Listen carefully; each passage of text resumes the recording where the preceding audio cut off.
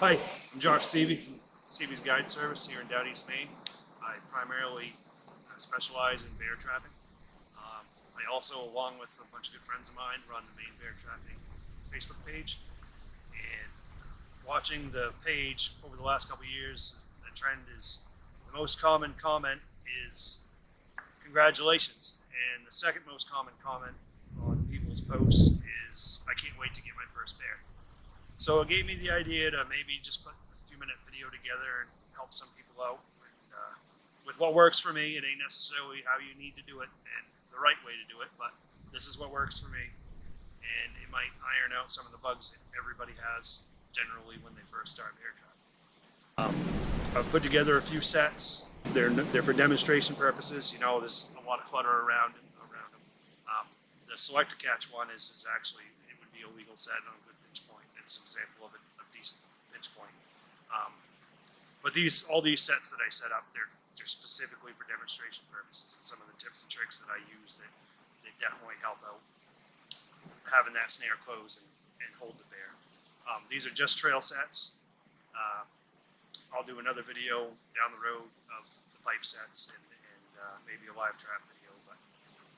So today we're going to talk about trail sets with the two systems that I commonly use, which is a Select to Catch 1000 and an Aldrich. Both very, very efficient traps. They work great, easy to set, but there's just a few things that I find that work decent for me, and I figured I'd share them. Another important tidbit of information is when you find your pinch point, distinguish where you're going to set the snare.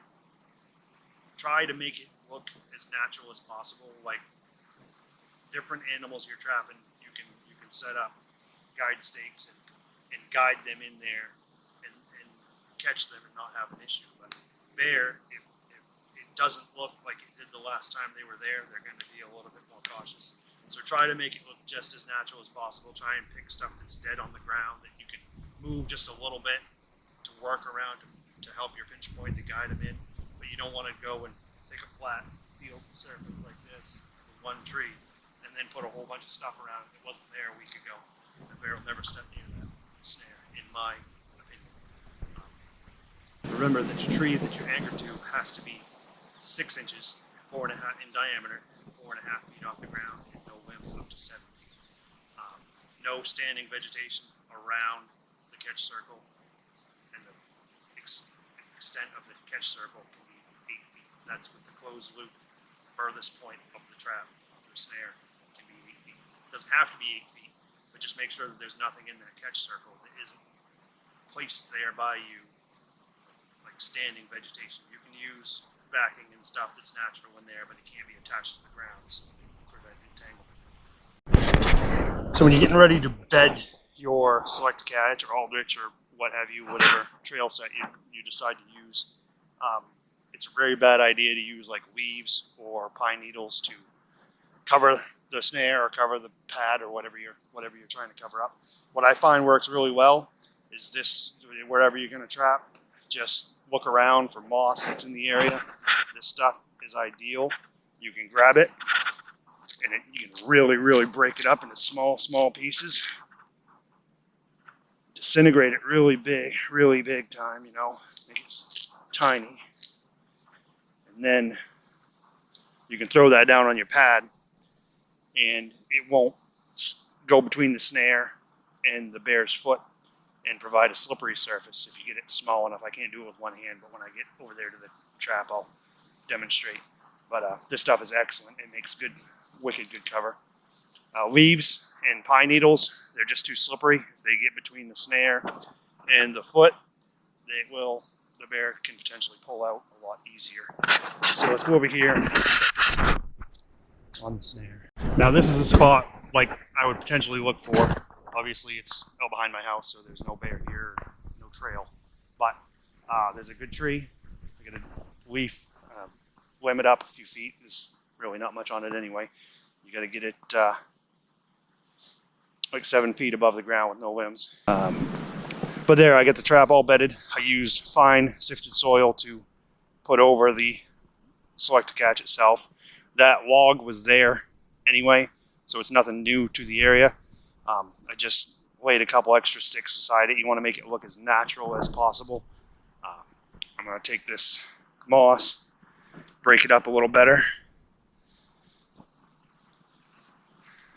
just sift it over the slug catch just to cover the brown. Get them long pieces out. Those will screw you in the end.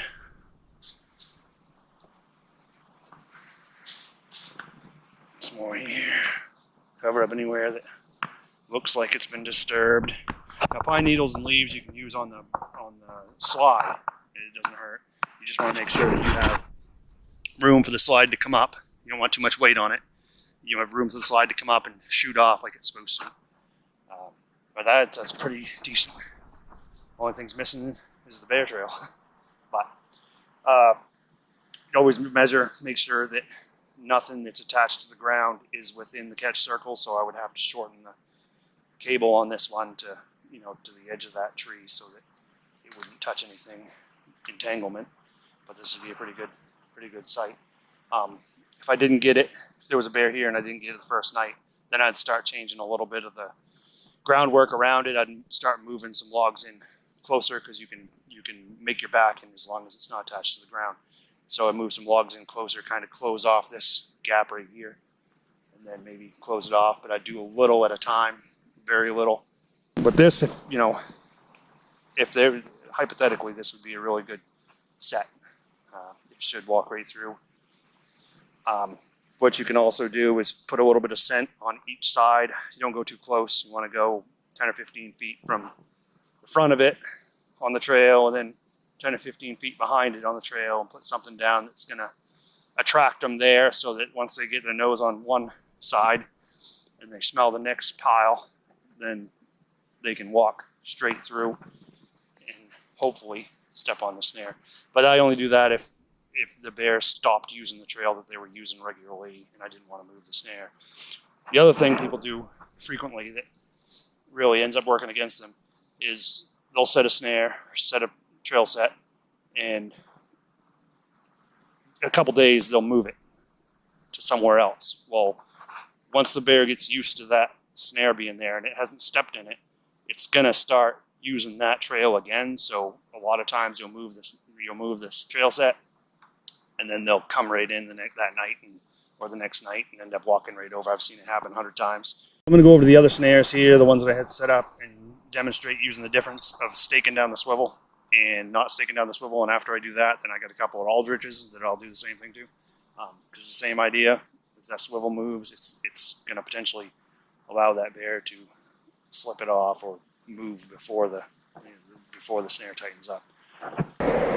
Okay, for demonstration purposes, I've got this trap sitting out here, Select to Catch 1000, and it is not bedded in, it's just sitting here. So do this video. I got another one over there that's all bedded in. So you take a look at what side your lock's on. It's on this side. So you make sure it's sitting flat like this.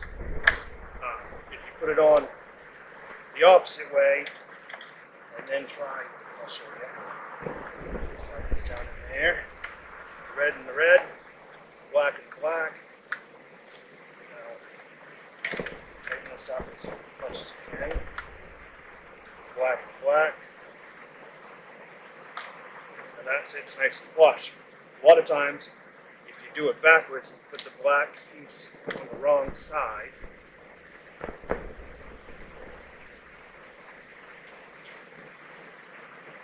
or have your snare twisted,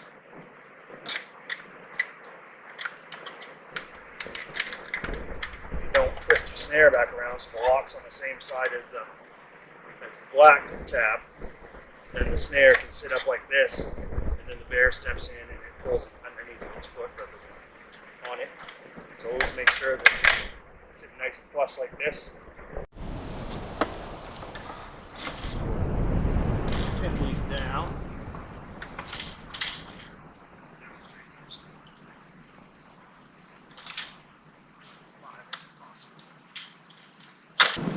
Something that I like to do with these select catches, it's not necessarily necessary, but like an aldrich, I'll stake the swivel. So on these, I also like to do that just in case this black piece slides out before the snare pulls tight.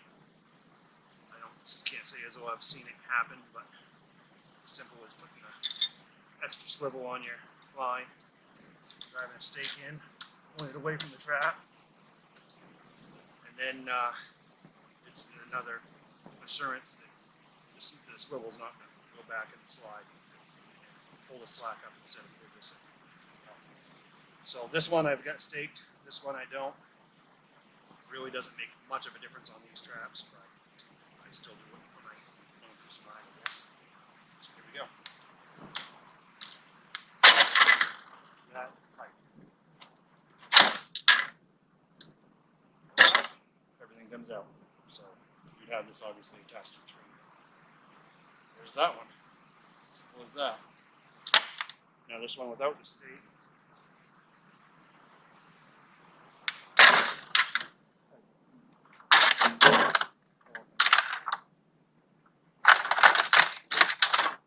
Flutter around with the snare on it.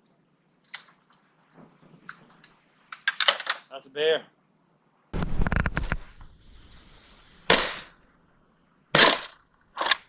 There it is. That one needs to be loosened a little bit. But she pulled tight. Right up against the lock. I've never had one of these come out of adjustment, but they're supposed to, that deer stop's got to be 2.5 inches.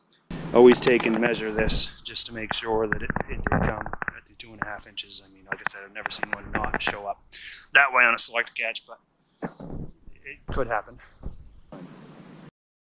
Now here's two aldriches set up side by side. Obviously, there ain't no bedding going on here and no hiding it. This is all for demonstration purposes. This one does not have the swivel stake down or the cable. And I'm going to demonstrate what the difference is when you do that. First thing that people make for a mistake with an aldrich is they don't remove the safety. Now, that will not catch you a bear every single time. So this one's got the swivel stake down, and the cable has another stake. So here we go. This probably is a little bit too small around to actually hold it, but there it is. See how that pulled tight? The swivel never moved. Now as soon as I pull, that all comes right out. So it's not like the bear is tied to the ground or anything.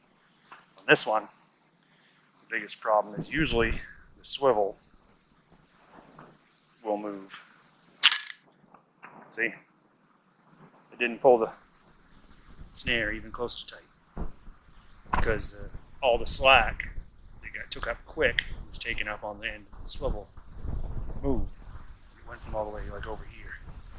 So that's a big game changer on an aldrich. If I've seen people set them up, my first one, I believe I did the same way. I didn't get the stake down, and that was a big mistake.